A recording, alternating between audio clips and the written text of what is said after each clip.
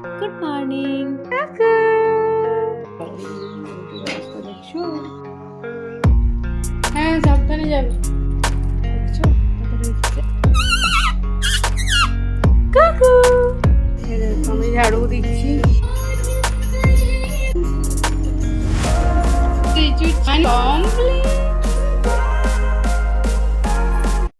আজ রবিবার, কিন্তু আমাদের একজনের অফিস ছুটি নেই। হাই এভরিওয়ান, আমি Sathi mom of two. Welcome back to Sathi's real life and recipe. জানো তো, আজকে রিশু সকাল সকাল ঘুম ভেঙে গিয়েছে। কালকে রাত্রি 1টার সময় ঘুমিয়ে পড়েছিল। জানি না আজকে সকাল থেকে আমার দিনটা কেমন কাটবে, তাই ভাবলাম তোমাদের সাথে আজকে দিনটা শেয়ার করি।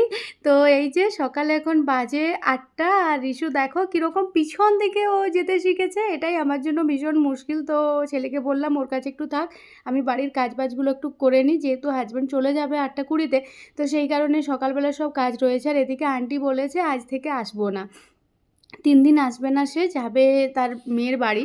সেই কারণে আমি সকাল সকাল বাসনপত্রগুলো ধুয়ে ধুয়ে নিয়েছি। আর এদিকে পরে দেখি আন্টি চলে এসেছে, সে যায়নি। কি অবস্থা!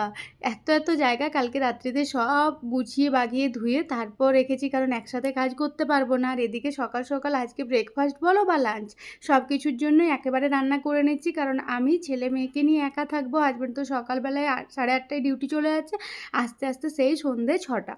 তো এদিকে বিটরুটের রুটি বানালাম, তার সাথে ছেনা, ডিম সেদ্ধ, এইগুলো আর কি। যেহেতু আমার এখন আফটার সি সেকশন ডেলিভারি, সেই জন্য প্রোটিন খাওয়াটাও ভীষণ জরুরি। মেয়ে ব্রেস্ট ফিডের উপরই রয়েছে পুরোটা, সেই কারণে আমি সবচেয়ে সহজভাবে এইভাবে রান্নাবান্না এখন করছি। তাই ডিম সেদ্ধ, ছেনা সকাল সকাল প্রতিদিন বানাই, এর সাথে পাউরুটি এনে রাখা থাকে। আর গতকালের একটু আলু, কাঁচা কলা আর বেগুন দিয়ে পোস্ত বানিয়েছিলাম, সেই পোস্তটা রয়েছে। তো সেটা দিয়েই আর কি সবজিটা হয়ে যাবে। তো এই হলো টোটাল আমাদের আজকে সকাল দুপুরে রান্নাবান্না। এরপর টুকিটাকি যদি সময় পাই যাই হোক কিছু বানাবো, আর রাত্রিতে ভাত খাবো আর কি। এই যে রবিবার, ইনি চলে গেলেন সকাল সকাল অফিস, আসবেন সেই সন্ধে 6টাতে। আর আমি এরপর একা দুজনকে নিয়ে কিভাবে দিনটা কাটছে সেটাই ভাবছি, কারণ এতদিন তো এত রাত্রি জাগিয়েছে, আজকেই ফার্স্ট সকালটাতে মানে রাত্রিতে ঘুমিয়েছে, সকালে উঠেছে। এরপর কখন ঘুমাবে আর কেমনভাবে সব কাজবাজ করব আমি জানি না। তো সেই আর কি, এখন বাজে 8:45। তো পুরো ঘর একদম অগোছালো রয়েছে। এখানে ছেলে তো ঘুমোচ্ছে, আর মেয়েকে আমি নিয়ে চলে যাব বাইরে, কারণ ও ওই যে পিছন উল্টে আর পিছন দিকে কীরকম এগিয়ে এগিয়ে যাচ্ছে, কখন ছেলে ঘুমিয়ে রয়ে যাবে, ও পড়ে যেতেও পারে, বিশ্বাস নেই। আমার এখন ভীষণ চাপ, যত দিন যাচ্ছে তত দিনগুলো আরও বেশি চাপ মনে হচ্ছে। প্রথম প্রথম বেশ অতটা অসুবিধা হচ্ছিল না, এরপর সারা রাত্রি জেগে জেগেও শরীরটা খুব একটা দেয় না সাথ। আর তার সাথে সাথে দেখো কীরকম মেয়েটা আমার ভীষণ দুষ্টু হয়েছে। ছেলের ঘুম ভীষণ ছিল ছোটোবেলাতে, আর মেয়ের না ঘুমটা খুব কম। এদিকে সারা ঘর পরিষ্কার টরিষ্কার করলাম, রিশুকে গান চালিয়ে ওকে সাথে নিয়েই। এখন রিশুর মনটা ভীষণ ভালো রয়েছে। এমন এমন একটা সময় করে যখন পুরোটা সময় ওকে কোলে নিয়ে বসে থাকতে হয়। আর এই সকাল সকাল ছেলে বইনি করে নিল। ওর প্রতিদিন সকালবেলায় ঘুম থেকে উঠে বনুকে কোলে নিয়ে কিছু সময় বসে থাকতে হয়, তারপর ও ফ্রেশ ট্রেশ হবে, ব্রাশ করবে, খাবার খাবে, এই আর কি।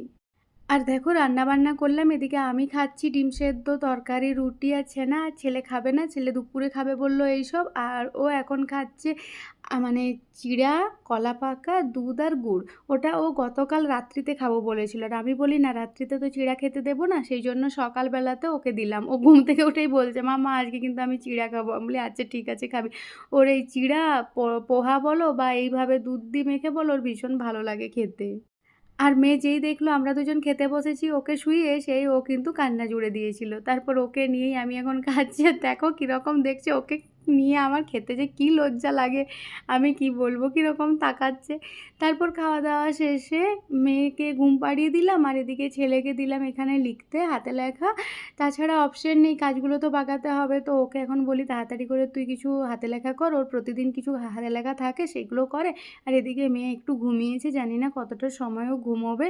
ও যদি একটু সময় ঘুমোয় তাহলে আমার বাকি অনেকগুলো কাজ রয়েছে, সেগুলো সব হয়ে যাবে আর কি। আর এখানে গান হালকা করে চালিয়ে দিয়েছি যাতে ওর ঘুমটা হয়। আর এই যে দেখো দুষ্টুটা, এ না একদমই ঘুমোয়নি, ওই আধা ঘন্টা ঘুমিয়েছিল। তারপর তো ওকে কোলে নিয়ে বসেছিলাম, তারপর ওকে স্নান টান করালাম, ছেলেকে স্নান করালাম, তারপর ছেলে মেয়েকে দেখছিল একটু, আর আমি নিজে স্নান করেছিলাম। তারপর এদেরকে নিয়ে একটু শুয়ে পড়েছিলাম। তারপর মানে বিকেল হয়ে গেল, বিকেলবেলাতে এই যে ছেলের জন্য একটা কাপকেক গতকাল রাত্রিতে বানিয়েছিলাম। তো সেই কাপকেকটাই ওকে খেতে দিলাম আর আমি একটু চা খেলাম। এরপর ভাতটা না আমি দুপুরে বানিয়ে নিয়েছিলাম। আন্টি যেহেতু বাসন ধুতে আসবে তো টাইমার লাগিয়ে দিয়েছিলাম। তো অসুবিধা হয়নি। আর সন্ধ্যেতে এত টায়ার্ড হয়ে গিয়েছিলাম আমি আর রান্না করতে পারিনি। তো এখানে হাসব্যান্ড চিকেনটা করেছে আর তার সাথে ওই যে কাঁচকলা আলু পোস্তটা না আয়রনের কড়াইতে গরম করতে গিয়েছে আমার হাসব্যান্ড, দিয়ে হয়ে গিয়েছে কালো। আর এখানে দেখো আমের চাটনি একটু রয়েছে, এরা কেউ খাবে না, আমি একটু নেব।